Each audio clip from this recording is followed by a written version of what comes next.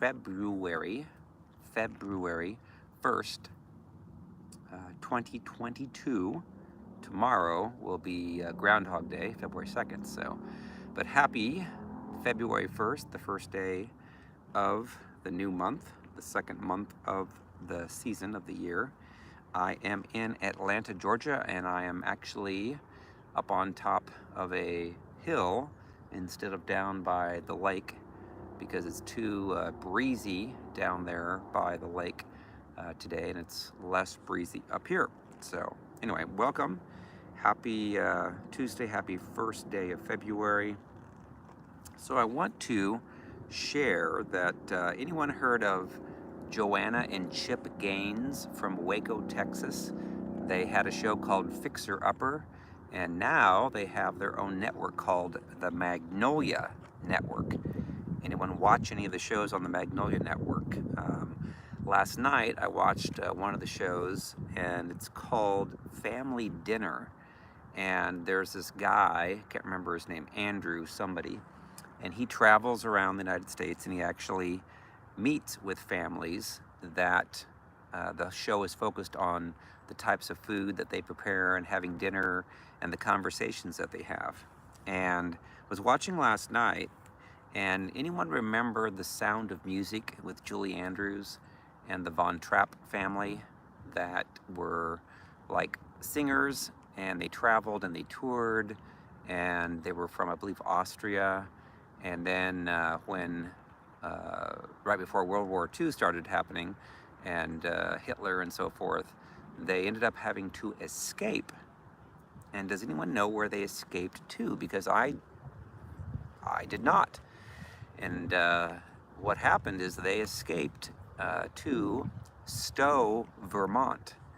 And they were actually on this show last night that I was watching, the Family Dinner on the Magnolia Network. So for those of you that have never seen The Sound of Music, I would highly recommend watching that. It's just a really good movie. It's a long movie. I think it's like 3.5 hours, but it's really, really good. And it's interesting that in this Family Dinner show, they actually interviewed the Von Trapps, and they had some of those people that had come over, like from Austria, and now live in Vermont. So, but it was very neat to see them having fun when they were eating dinner and laughing and enjoying their family. And a lot of their family members lived really, really close and could not sense any types of tension or stress, or, of course, or any negative words spoken. It just seemed like a very healthy family. And of course, that's what I enjoy, is when people get healed from their soul wounds and delivered from their demons. They're a happy group of people. They don't say things that are sarcastic and mean and jealous and to put people down. They're like Jesus, they're healthy. And there's so few of people, both inside the church and outside the church, that are able to behave that way. So anyway, it was just it's like a 30-minute show that they have lots of different families that this guy Andrew, whatever his last name is, travels. So thought I'd share that with you. Also, to let you know, this Thursday, February the 3rd at 12:30 p.m. Eastern, my good friend, Christian psychologist Dominic Herbst, will be speaking. I'm interviewing him. It's been, over a year since the last time I've interviewed him. So he's going to be talking about the prodigal spouse's return and divorce recovery. So tune in for that. He's always got wisdom to share. And it seems like whenever I do interview him, we tend to flow really well back and forth, like spiritually. It's fun. I enjoy very much to interview him. So anyway, Dominic Herbst, he's from Pennsylvania, and very godly man. So tune in for that. And then I'll give you a rundown of my breakthrough tour. The next stop is in Orlando, Florida, February the 19th, a Saturday night at 7 p.m. at the Courtyard by Marriott in Orlando, actually in Lake Mary, Florida. So it's just north of Orlando. And then March the 5th will be in Nashville, Tennessee at the Residence Inn at Opryland up on the northeast side of Nashville.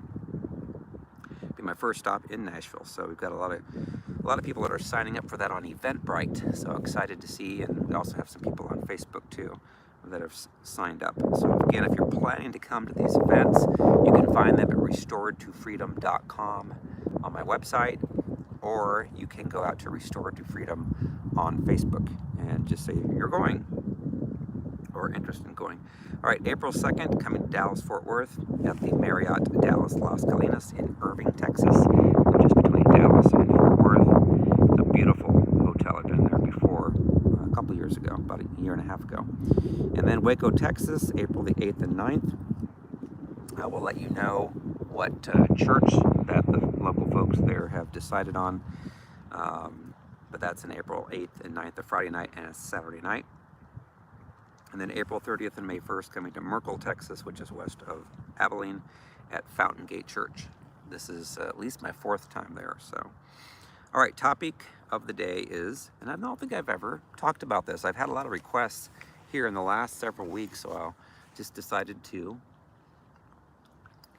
talk about it, and that is how to navigate a healthy adult Christian single life. Because there's a lot of people who have gone through, being married and enduring emotional abuse and trauma, could be even physical or sexual abuse, and then they've gone through a divorce and they're wounded and they're hurt. Again, I explain how 2 types of people, generally speaking, in the world, and they find each other when they come together in marriages, and they are, number 1, a Jezebel person that struggles more with control, manipulation, pride, arrogancy.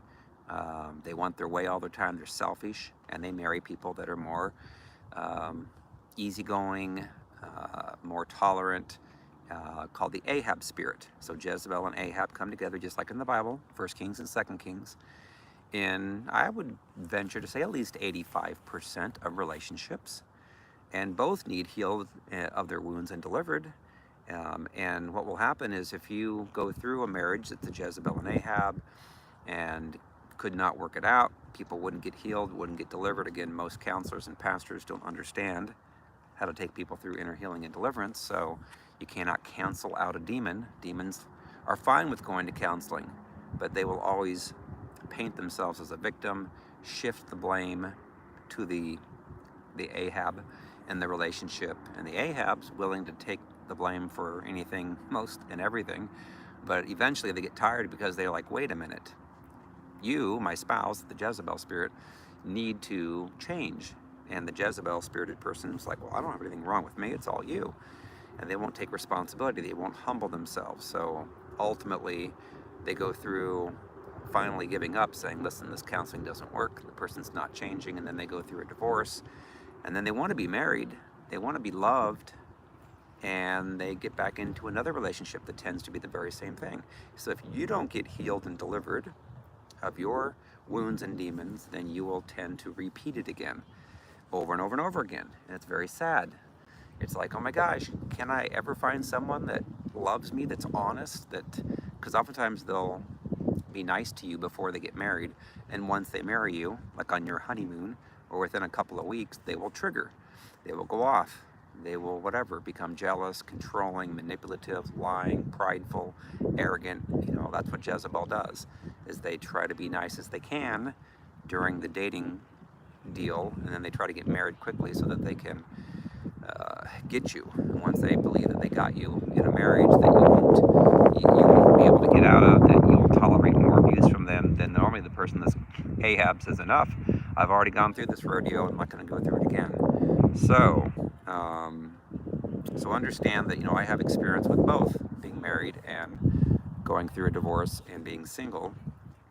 And now, of course, I'm remarried again and happily married, extremely happily, and so thankful, so grateful. So I've come out the other side. But during the time that I was single, it was interesting that I would talk to other people that were single Christians, and it was interesting that a lot of the women would say that they would go on these dates with these guys, and the guys would say, I'm a Christian, and then after like 1 date or 2 dates or 3 dates, they would expect them to have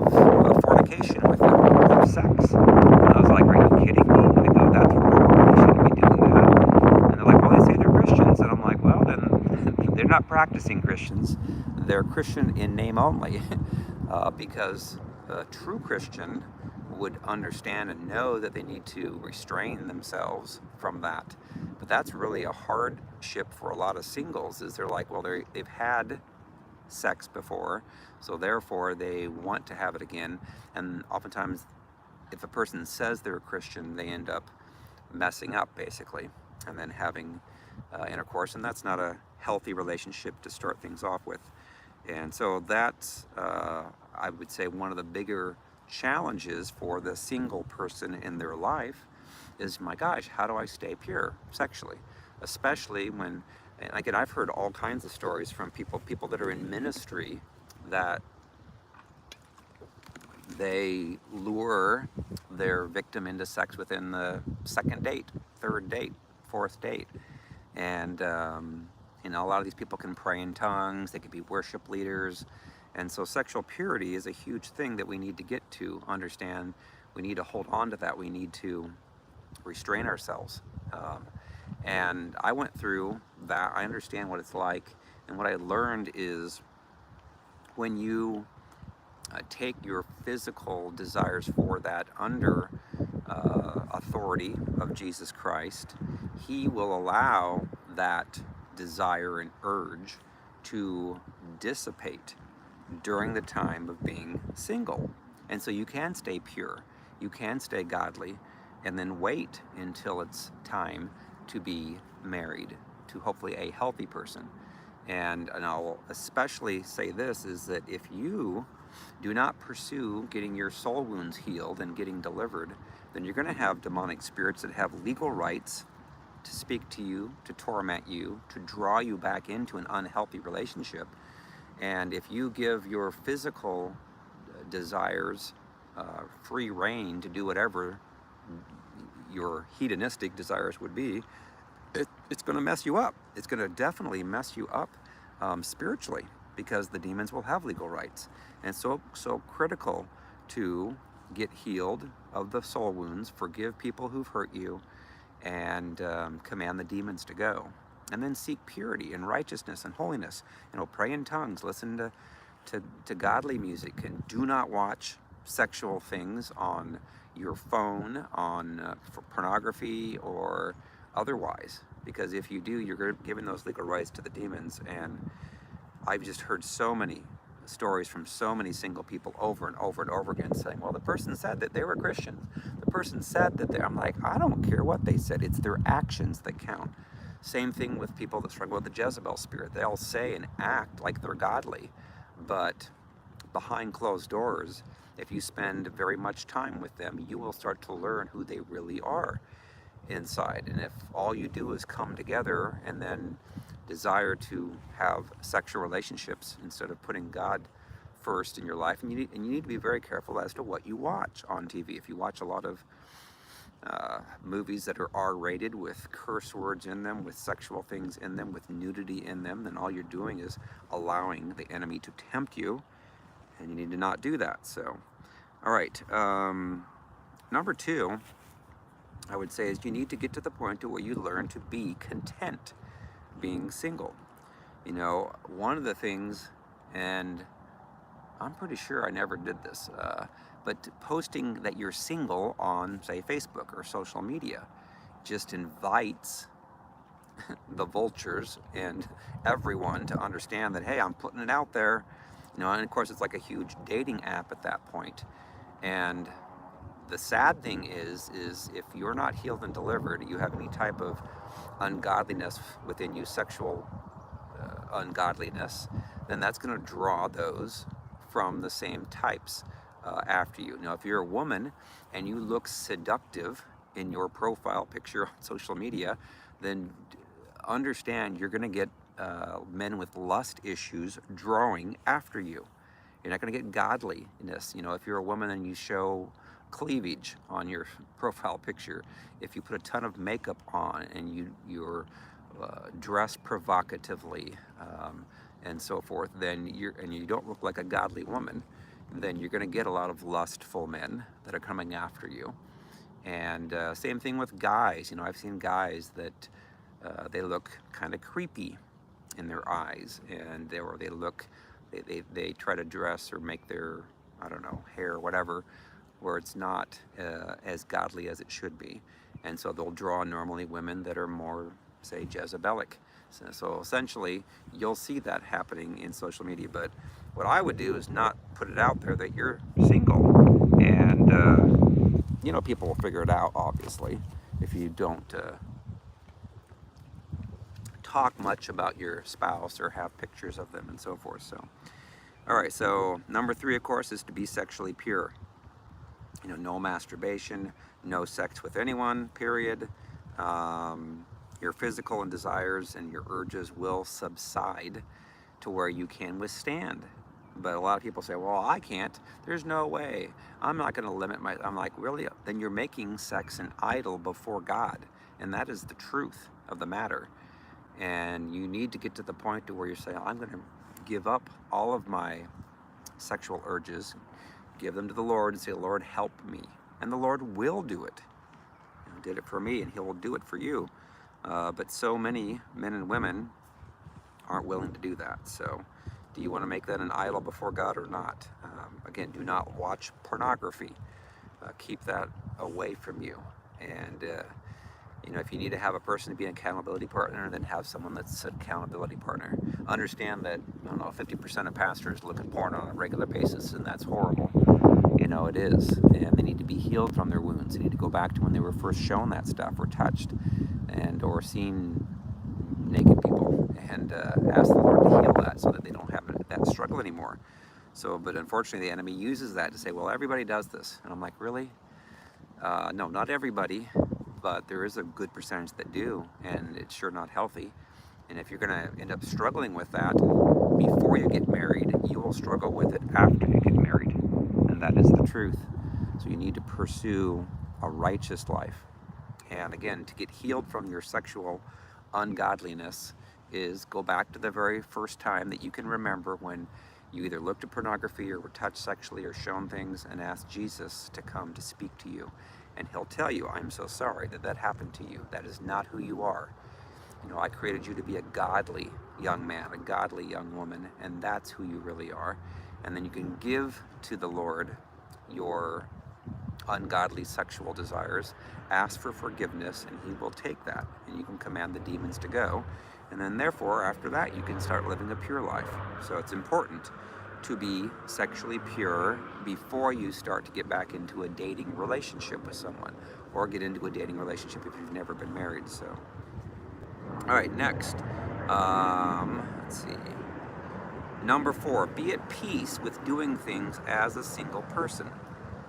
Now, some of the things that I did that brought a lot of peace to me was going for walks in nature, going on hikes, going along the river and oceans and mountains, spending time with the Lord, praying in tongues, talking to the Lord, and being at peace, and remembering, just remember this, if you were in a relationship that it was toxic and you got hurt, you got wounded, remember how that felt. It doesn't feel good to be controlled, manipulated. It doesn't feel good to be yelled at, or to have a person go on and on and on for hours and hours, or have knives thrown at you, or glasses thrown at you, or have your arms and body scarred with the person's fingernails. So if you can remember a lot of the negative stuff that you went through when you're single, there's a peace. There's a peace that you have, and it's a good thing. It's a very good thing to be at peace. Again, I can go back and I can remember what it was like, and it was not fun. I was like, oh my gosh. I'm like, I'd rather be alone and lonely, but yet at peace, than to be in a relationship with someone where it's strife and fighting and arguing. People that are not healed from their wounds will strive and argue. They will lie about you. They will manipulate. They will blame you. They will be selfish. It's not fun to be in a relationship with people like that. Okay, number 5, live a balanced life. And here's what I'll say about that. Is, again, you can have some people who know that it's good to exercise, but they could be exercising, 3 or 4 hours a day. and that could be out of whack. You know, I've seen people in the gym. I've seen ladies that are way too skinny, way too thin, unhealthy, and I've seen guys that are way too big, way too muscular, and in every one of those cases, they're hearing demonic thoughts telling them that they need to, whatever, eat nothing, or work out all the time, take supplements, and try to make themselves look big. You know, most guys that do that are insecure, and they're like, maybe they were bullied when they were growing up. They're like, I will never be bullied again. They make a vow. And then most girls are oftentimes, it might have been told by their, I don't know, dad or mom or someone saying, you're too fat, you're too overweight, and then they go the other way, and then the demons start working on them saying, yeah, you need to eat like nothing and weigh 50 pounds, you know. So there's a balance that we need to have. We need to have a balance in eating. Can eat junk food all the time and feel good about ourselves. You know, you need to eat healthy. You know, drinking. A lot of times people drink a lot of alcohol, like every day. Well, that's not healthy. That's, again, oftentimes becoming more alcoholic, being dependent, putting idols of alcohol before God. You know, smoking, not healthy, of course, for your lungs. Any type of addiction, any type of counterfeit comfort in our life is because we've been wounded, we've been hurt. You get those wounds healed, you get delivered, and your life is in balance. You can have a lot of peace, a lot of joy, a lot of laughter, a lot of fun. You can enjoy yourself, of course, being single, but exercise, eating, you know, spending time with God, hearing His voice. We need to have our life in balance. And when you're single, you have time to do that. You don't have another person that may want you to do this and do that, and you have to devote time to them that maybe you could be spending time getting your wounds healed and delivered. So, all right, next. Number 6, be aware that Satan will try sending you counterfeits to try and become friends with or to date, to prey upon your loneliness. So be at peace with being alone. So, and that's true. That is so true. You know, so many people are just so desperate. You know, I know one lady, she, when she was in high school, her boyfriend broke up with her and said some things to her that caused her to really be hurt. And so she stated when she was an adult, like in her 40s, and said, I just can't be alone. You know, I've got to have somebody all the time. That's not healthy. If you're being driven by the enemy to always having to be in a relationship, then the enemy's going to send you some people that aren't going to be healthy. You know, so you need to work on getting your wounds healed, getting your demons delivered so that you can enjoy being by yourself. And I remember traveling all over the country for 5 years, living in people's homes, and I could observe behind closed doors how some of them treated each other. In most cases, the Lord protected me, and there's majority of the people, I'd say probably 85%, were healthy husbands and wives, which is very unusual. But there was a percentage of them that weren't. I remember one woman, actually from Florida, and she said that her husband was a Jezebel. Well, I met the guy, and he was very calm, very quiet, very laid back, giving, and I'm like, man, he is not Jezebel. He's an Ahab. She is the Jezebel. I mean, she would go on and on and on and on talking and be negative over and over again. And I'm like, oh my gosh, I felt so sorry for the guy. And then when I tried to do a session with them and tried to broach the subject with her, that maybe she needed to focus more on walking in humility and getting delivered. And then she took an offense. Didn't want to hear that. So I'm like, those types of people you can't help. And I don't know if they're still married or not. It's really obvious once you pull away and you have some time to yourself and you're single. You can see it better. Of course, when you get healed and delivered, you can see it a lot clearer. And it's very, very healthy at that point. So anyway, understand that Satan will send a lot of counterfeits to you if you're just lamenting. I'm like, I got to have some relationship. I got to be in a relationship. And you got to get to the point to where you're content in being alone. So next, number 7, be aware that when you are ready to find your Boaz or Esther, that over 90% of those that you begin to start to talk to and or date will not have their soul wounds healed and will not be delivered. So you have a very, very high chance and likelihood of finding a person that's not healed or delivered.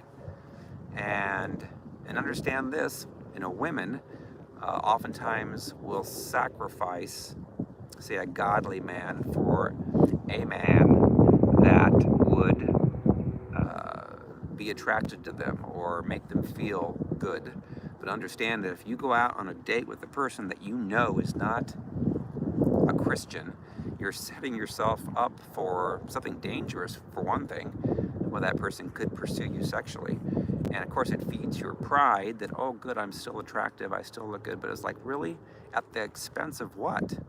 At the expense of really being hurt. So don't even consider going out with someone that at least doesn't try to appear to be Christian, but understand that probably 90%, you have a 90% chance of finding someone that is not healed and not delivered. And they could be in the church, they could be a leader, they could pray in tongues, they could prophesy.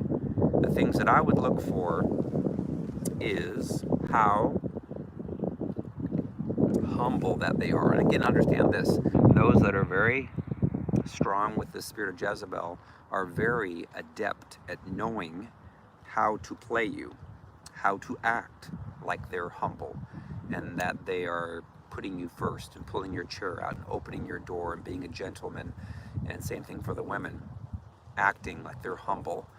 Again, it's sad because a lot of and of course my friend Dominic Herbst knows about this. He even told me it's very, very, very common that a couple, when they're dating, they'll both be on their best behavior, especially those that are Jezebels. But once they marry you, normally on your honeymoon or within a couple of weeks after, the gloves come off, the mask comes off, and then you see who that person really is inside. And it's very, very common to have a lot of strife, fighting, and arguing, and see a person from a different side that you never saw before when you were dating. So understand that. Number 8, it is better to be single than to be married to a person with demons who will control and manipulate you and lie about you to others and try to ruin your life. Selfishness and pride are not fruits of the Spirit. So you have to get to the point to understand that when you're in the season of being single, enjoy the peace. Enjoy the ability to do what you want to do. If you had been in a relationship where you're controlled and your life is miserable, there is a sense of peace and joy when you can actually decide, gee, what do I want to do today? I can do whatever I want. Oh my gosh. I can go to the mall, I can go for a walk, I can ride my bike. I don't have to have a person that would disagree and argue and try to say no, no, no, no, no to all that. So enjoy the time being single. Number 9, it is very hard for people with demons to be nice to you very long. So the longer that you date them, the better. And that is the truth. Again, people that aren't healed and delivered. Remember one lady? She wanted to marry me.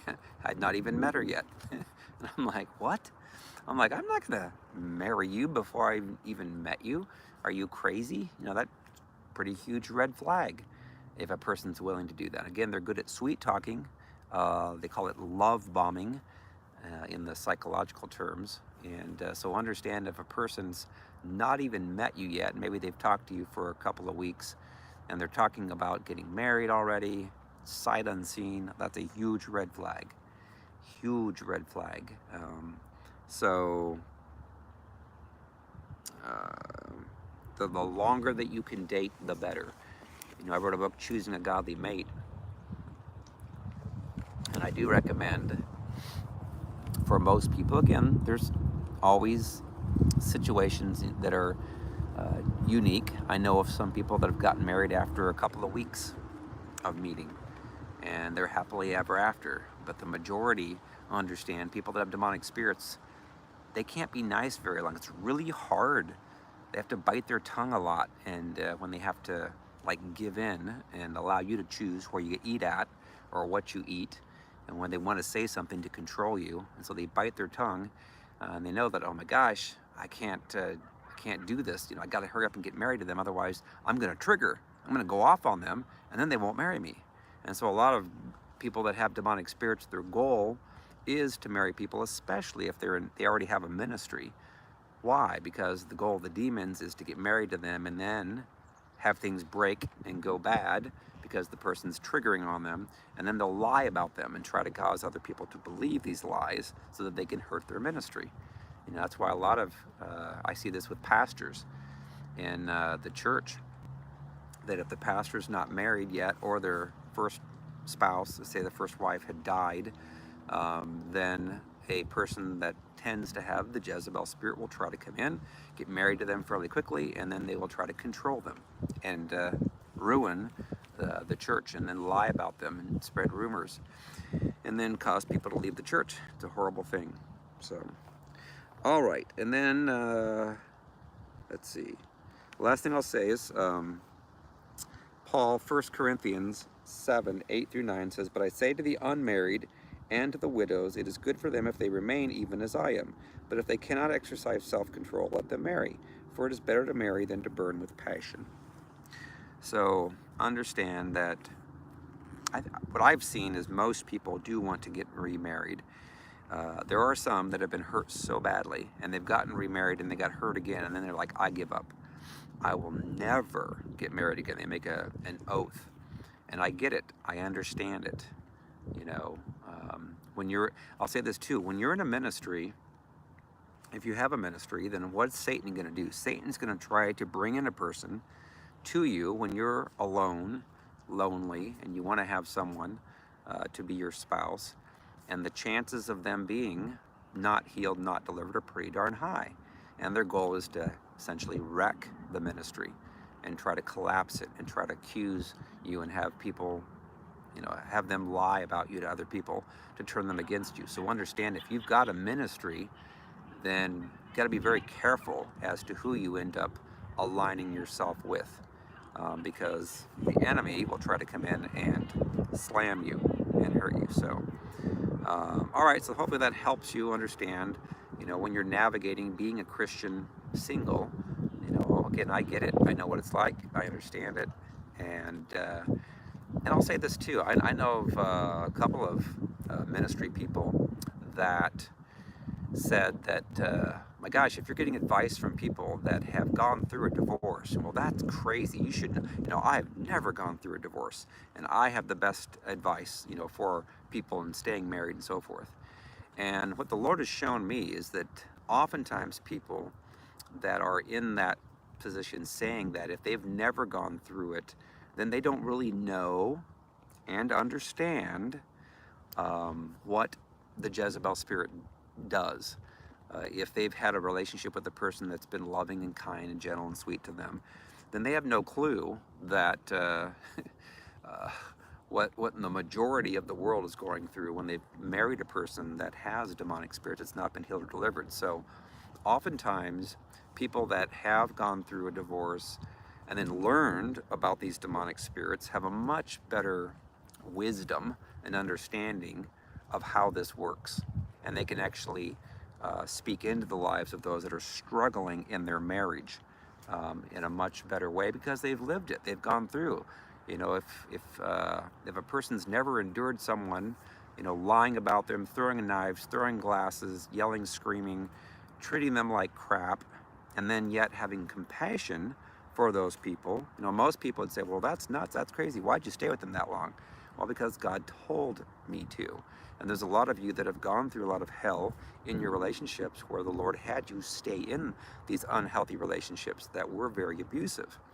Whereas the other people that would give the advice saying, well, gee, you need to do what I did. Well, they've never gone through maybe having some knives thrown at them or glasses. Most of the time they haven't. Or they've never had somebody try to kill them, or shake them or threaten them.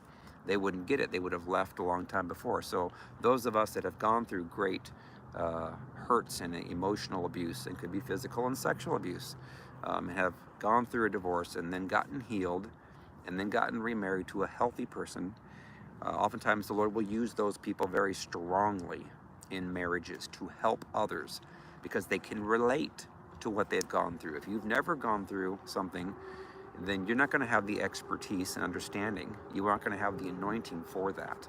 At first I was very judgmental of people that have gone through divorces, because I hadn't. Was married for 19 years until I went through it. And I was like, oh my gosh, now I have compassion. Now I understand what happens. Now I understand how children get hurt and wounded when they go through divorce, the parents. And now I have compassion. Now I can help.